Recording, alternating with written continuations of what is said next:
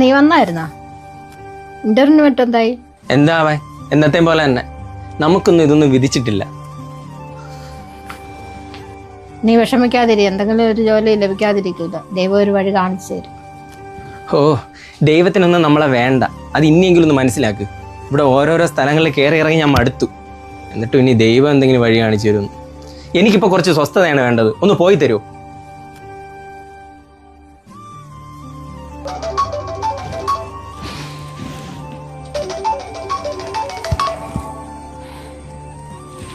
Hello, അതെ. Sir. ശരി sir, thank you sir.